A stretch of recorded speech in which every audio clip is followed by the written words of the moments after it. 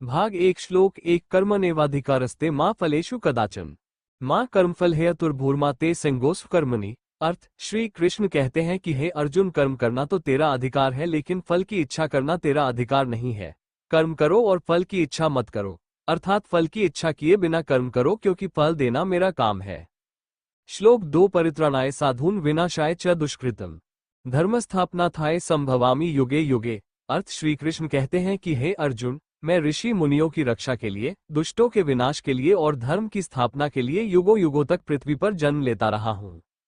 शोक 3 गुरुन् हत्वा हे महानुभाव श्रेयो भोक्तु भैष्यम पे लोकय हत्वर्थ कामस्तु गुरुनेह भुंजिया भोगारुघिर प्रदिग्धम। अर्थ, महाभारत के युद्ध के दौरान जब अर्जुन के परिजन और गुरु उनके सामने खड़े थे तो अर्जुन दुखी होकर श्री कृष्ण से कहते हैं कि अपने महान गुरुओं को मारकर जीने से अच्छा है कि मैं भीख मांगकर जीवन यापन करूं। भले ही वह लालच के कारण बुराई का समर्थन कर रहा है, वह मेरा गुरु है और अगर उसे मारकर मुझे कुछ हासिल भी हुआ तो ये सब उसके खून से रंगा होगा।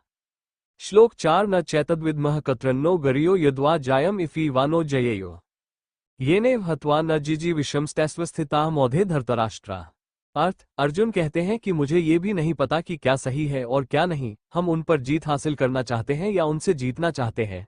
हम धृतराष्ट्र के पुत्रों को मारकर कभी जीवित नहीं रहना चाहेंगे, फिर भी वे सभी युद्धभूमि में हमारे सामने खड़े हैं।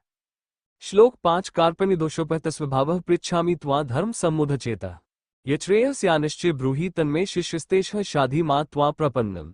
अर्थ, अर्जुन श्री कृष्ण से कहते हैं कि मैं अपनी कृपण दुर्बलता के कारण अपना धैर्य खोने लगा हूँ, मैं अपने कर्तव्य भूल रहा हूँ। अब आप भी बताएं कि मेरे लिए सबसे अच्छा क्या है।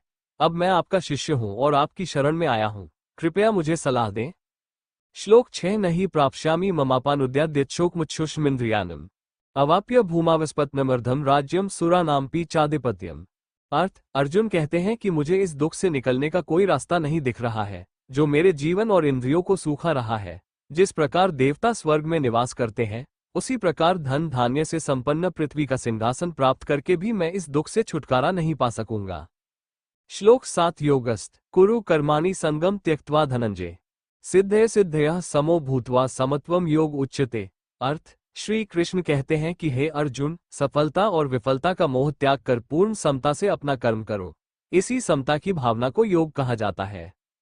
श्लोक 8 दूरेण ह्यवर कर्म बुद्धि योग धनंजय बुद्धु शरणमन्विच कृपण फल हेत्वा। अर्थ, श्री कृष्ण अर्जुन से कहते हैं कि हे पार्थ, तू अपनी बुद्धि, योग और चेतना से निंदित कर्मों से दूर रह और समता भाव से भगवान की शरण में आ जा।